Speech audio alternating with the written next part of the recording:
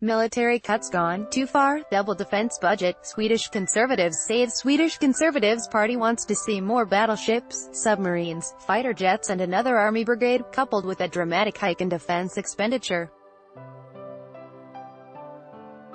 Sweden's Conservatives wants to gradually build up the nation's defense and eventually double Stockholm's defense budget.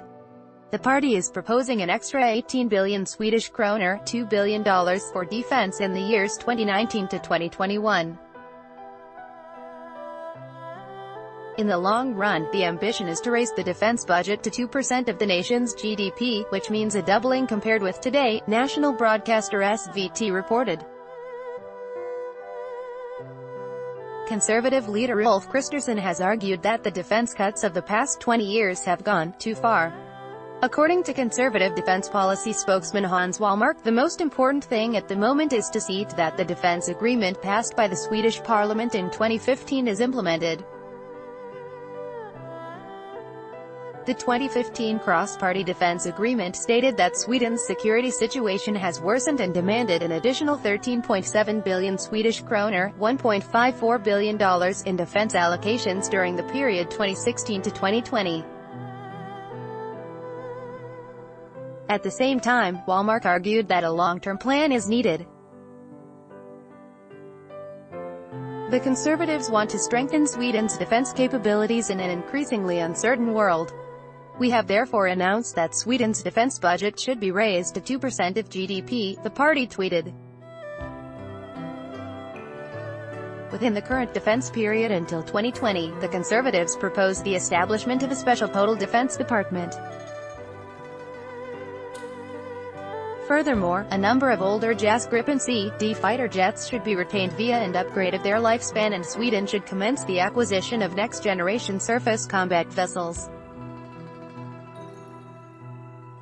In the defense period 2021 to 2025, the Conservatives would like to start the creation of a third army brigade in Sweden's southernmost Skane County, equip corvettes with missile defense and see to it that Sweden's artillery gets at least 48 Archer self-propelled gun systems. In addition, the number of conscripts will be increased, should the Conservatives have their way.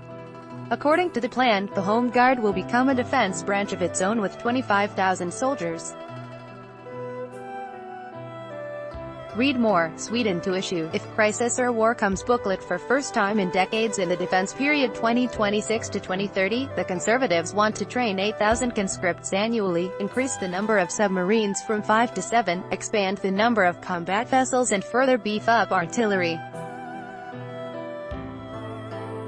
In 2017, the Swedish government reintroduced conscription after a brief 7-year attempt to build the armed forces on a strictly professional basis resulted in dramatic staff shortages.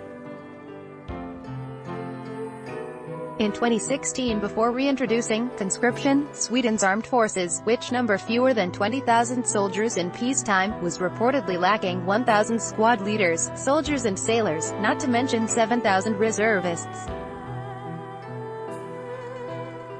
More. Sweden to issue "If Crisis or War Comes" booklet for first time in decades. This is a far cry from the 1980s, when the Swedish armed forces numbered a solid 180,000 soldiers. The same tendency has manifested itself in defense spending, which dropped from 3.1% during the late stages of the Cold War to a mere 1.1% today.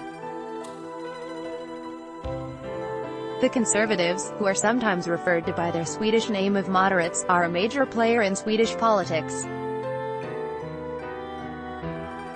Having led the Swedish government for several stretches in the 1990s and the 2000s, the Conservatives are currently part of the Blue Alliance challenging the Red-Green government.